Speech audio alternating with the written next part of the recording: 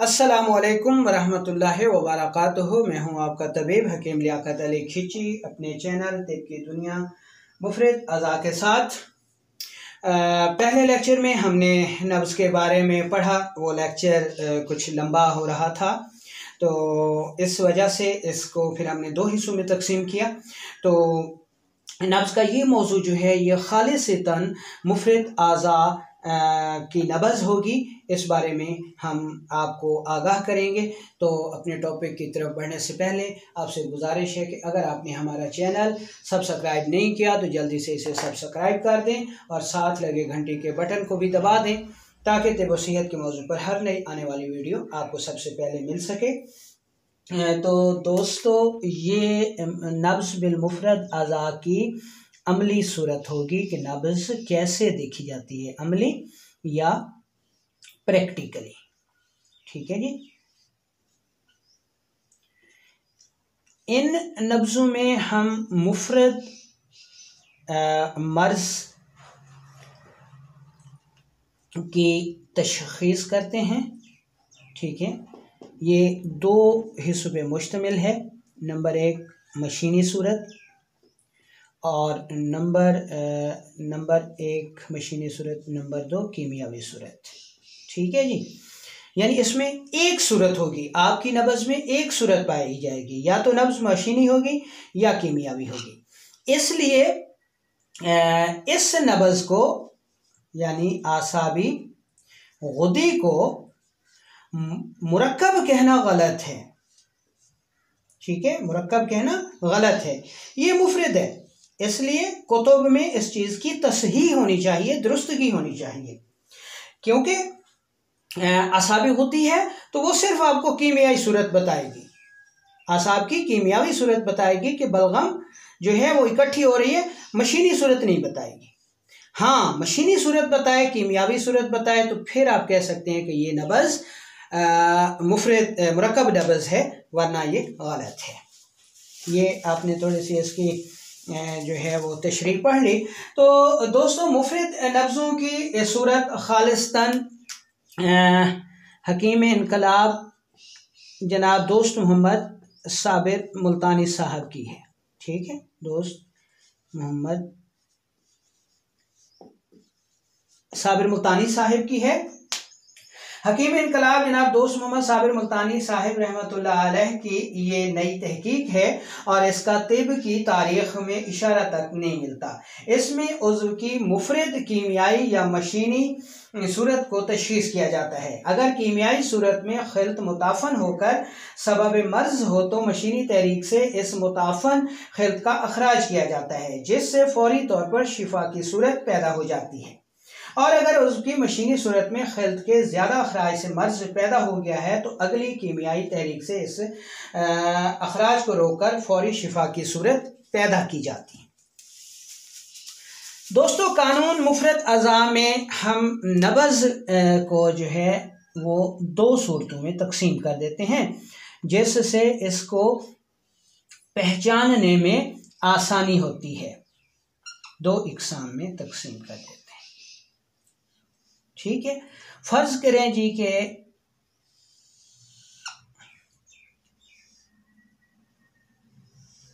ये आसाबी नब्ज़ है। ठीक है, आसाबी नब्ज़ को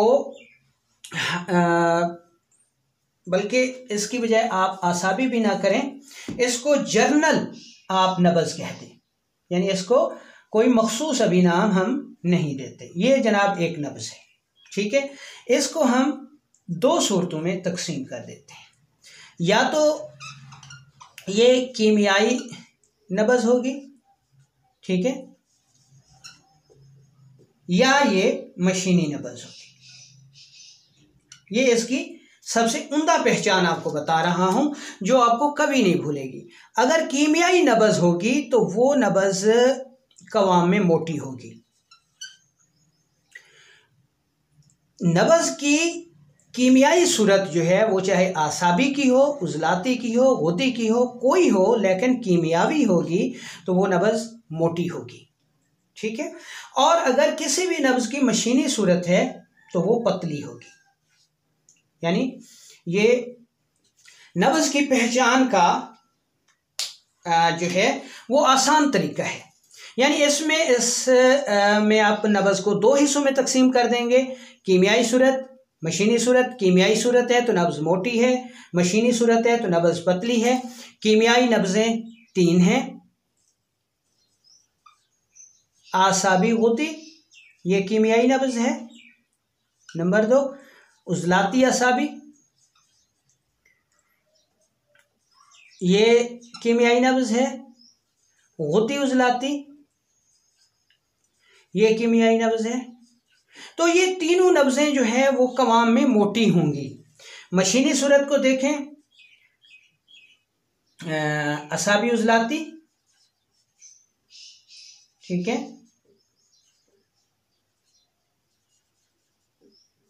उज़लाती गुद्दी, गुद्दी असाबी।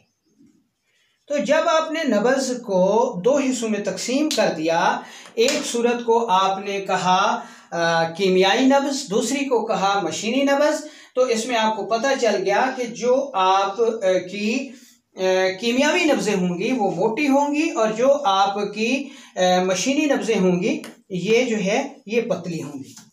ठीक है, तो इसमें नब्ज़ की पहचान में बहुत आसानी हो जाती है। ठीक है, अब आपने ये एक पहचान कर ली नब्ज़ की कि नब्ज़ किसी भी उज़्व की होगी, अगर कीमियाई है तो मोटी होगी और अगर मशीनी है तो पतली होगी। तो अब हम चूँकि मुफ़रद अज़ाम नब्ज़ की 6 इक़साम हैं, तो अब हम तरतीब के साथ इसको शुरू करते हैं। नंबर 1 पे आ जाती है आसाबी उज़लाती नब्ज़।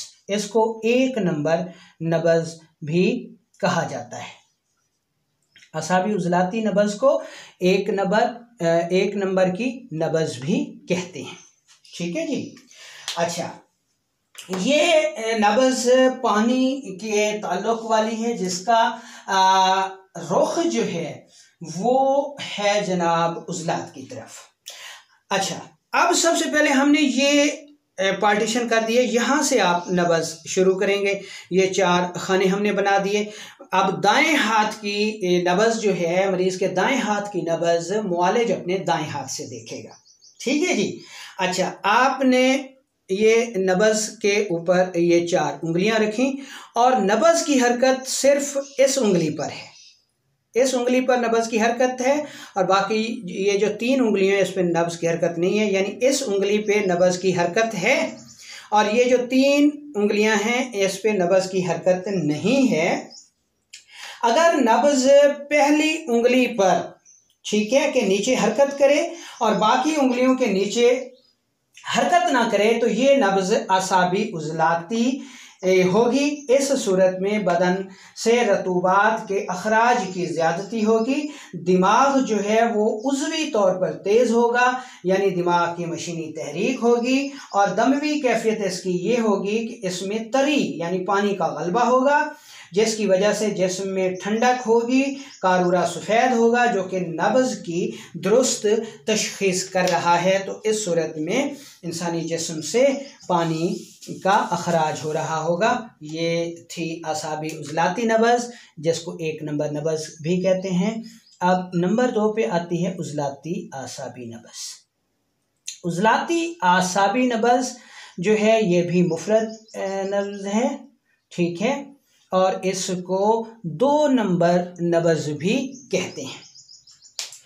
अब सूरत हाल ये बनती है कि अगर नब्ज़ पहली उंगली के नीचे भी हरकत कर रही है और दूसरी उंगली के नीचे भी हरकत कर रही है और बाकी उंगलियों के नीचे हरकत नहीं कर रही, यानी इन 2 उंगलियों के नीचे हरकत नहीं कर रही और पहली और दूसरी उंगली के नीचे हरकत कर रही है और बाज़ औक़ात तीसरी उंगली को भी टच करती है, तो ऐसी नब्ज़ जो है वो उज़लाती आसाबी नब्ज़ कहलाती है। अगर नब्ज़ पहली और दूसरी उंगली के नीचे हरकत करे और बाकी उंगलियों के नीचे हरकत ना करे तो ये नब्ज़ उज़लाती आसाबी होगी। आसाबी ताल्लुक़ की वजह से ये नब्ज़ मोटी होगी, जो कि हमने पहले कहा कि कीमियाई नब्ज़ जो है वो मोटी होगी। ये नब्ज़ जिस्मी तौर पर मोटी और हरकत में असाबी उज़लाती से तेज़ होती है, और मोटी इसलिए होती है कि खिलते सौदा का इज्तमा होता है। ये नब्ज़ उंगलियां रखते ही ऊपर महसूस होती है और इसमें कारूरा सुर्खी माइल होता है, यानी ये आपने उंगलियां रखी एहसास से ही, यानी सिर्फ अभी आपने दबाव ही नहीं दिया तो ये जो है मुसलसल ठोकर लगाती है, ऊपर महसूस होती है, यानी पहली, दूसरी और बाज़ औक़ात तीसरी उंगली पर भी ये ठोकर देती है। तो जो नब्ज़ पहली, दूसरी और बाज़ दफ़ा तीसरी उंगली पर ठोकर लगाए, ऊपर हो, बुलंद हो, मुशर्रफ हो, मोटी हो, तो ये उज़लाती आसाबी नब्ज़ होगी। और ये कैसे महसूस होगी, एक बार तब फिर बता दें कि उंगलियां रखते ही पहली 2 या फिर 3 उंगलियों तक हरकत करेगी, ठोकर लगाएगी, ठीक है। तो इसको हम उज़लाती आसाबी नब्ज़ कहेंगे। तो अब हम तीसरी नब्ज़ जिसको उज़लाती गुदी नब्ज़ कहा जाता है उसका जायज़ा लेते हैं। इसमें उज़लात का ताल्लुक जो है वो गुदद के साथ हो जाता है। दूसरे लफ्ज़ों में हम कहते हैं कि हवा का ताल्लुक जो है वो आग के साथ हो जाता है।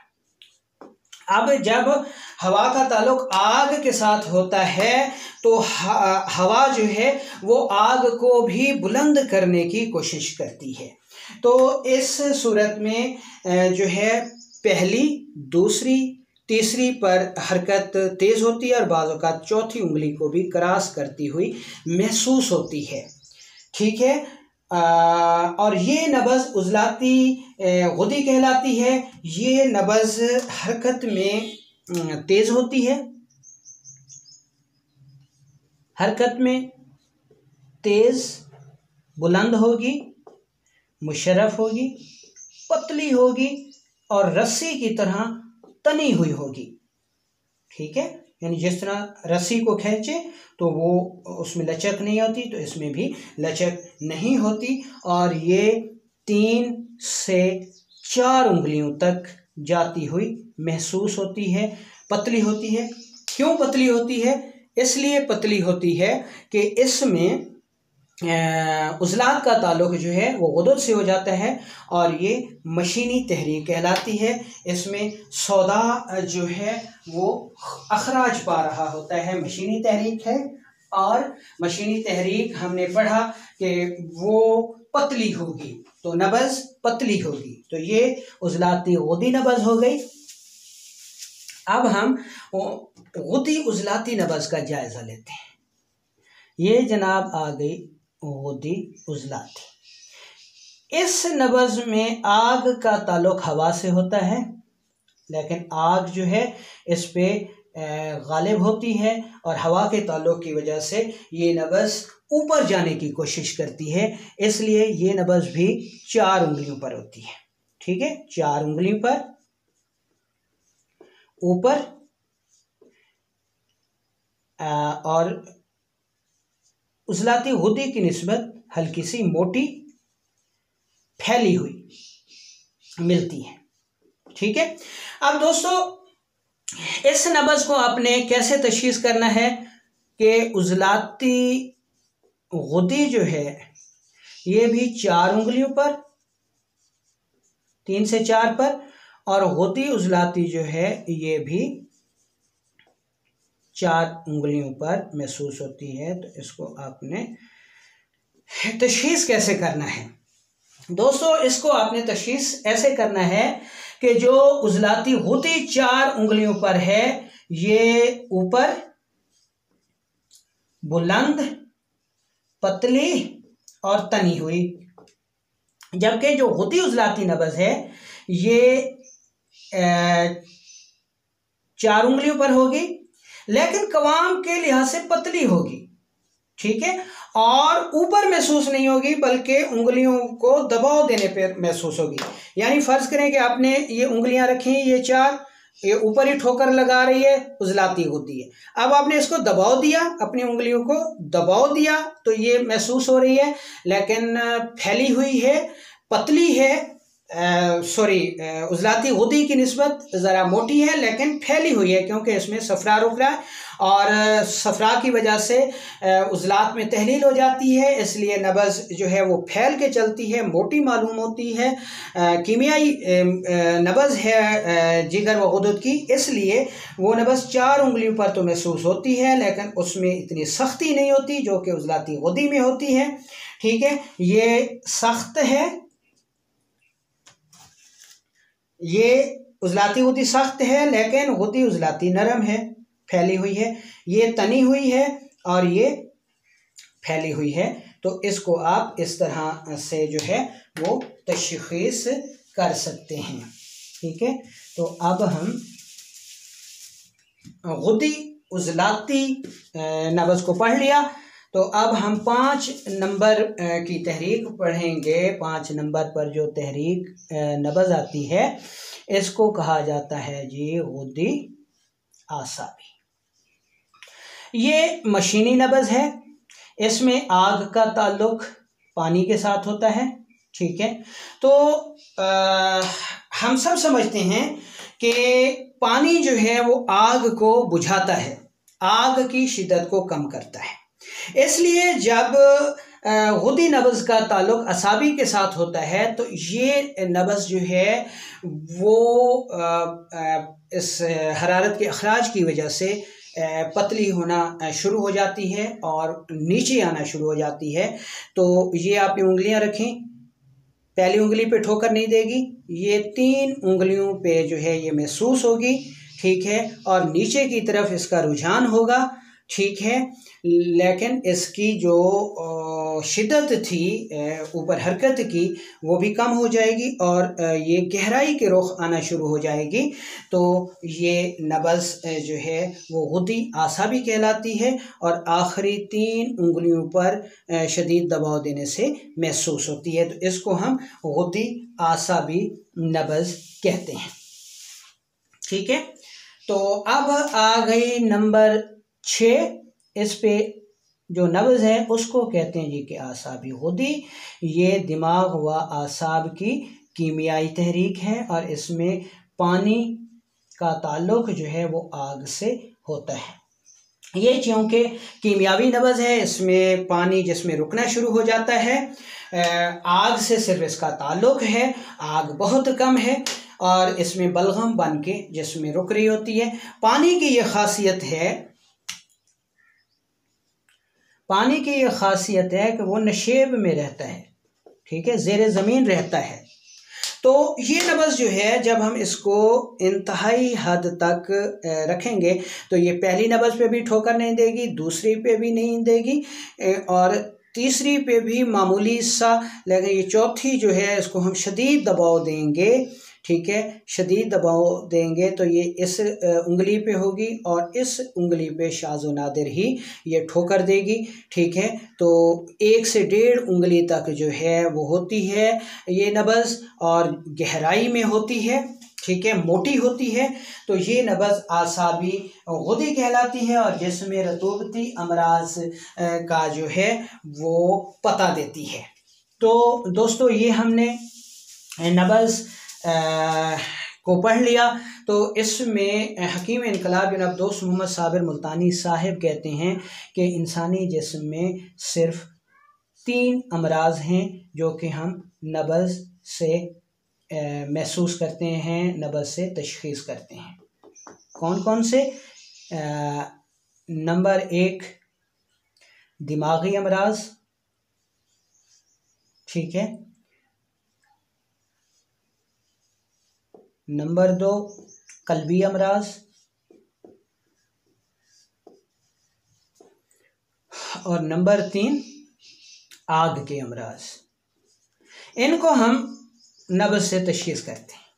सादा सा फार्मूला है कि दिमागी अमराज में बलगम है, जिसे पानी से ताबीर करते हैं। पानी की खासियत है कि ये नशेब में रहता है, तो साफ ज़ाहिर है कि आसाबी नब्ज़ जो है वो पस्त होगी, गहराई में होगी। आम सा फार्मूला जो कि हम दिन रात जो है उसको हम देखते हैं। हमारी मुशाहिदात में ये चीज़ आती रहती है, ये कि पानी जो है वो हमेशा ज़ेर ज़मीन रहता है। दूसरे जो कल्बी अमराज हैं, ये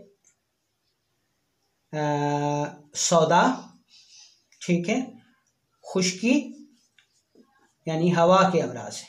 हवा की ये खासियत है कि ये बुलंद होती है, बुलंद होती है, फिजा में रहती है। इसलिए जो उजलाती नब्ज़ है ये सबसे ऊपर उंगलियां रखने पर ऊपर ही ऊपर महसूस होती है। आग जो है ये सफरा है, हवा और पानी के दरमियान में रहती है, इसलिए जब आग का ताल्लुक हवा के साथ होता है तो ये नब्ज़ बुलंद होती है, और जब आग का ताल्लुक हवा के साथ होता है तो ये नब्ज़ पस्त हो जाती है। तो गोया इस तरह हम यानी इसको महसूस कर लेते हैं, यानी पानी गहराई में रहता है, हवा फिज़ा में रहती है, आग पानी और इसके हवा के दरमियान में रहती है। तो इस तरीक़ों से, इन तरीक़ों से आप नब्ज़ को बहुत अच्छी तरह, बहुत आसानी के साथ समझ सकते हैं और इसको जान सकते हैं। इसके बारे में मज़ीद कोई सवाल हो तो आप लाज़मी कर सकते हैं।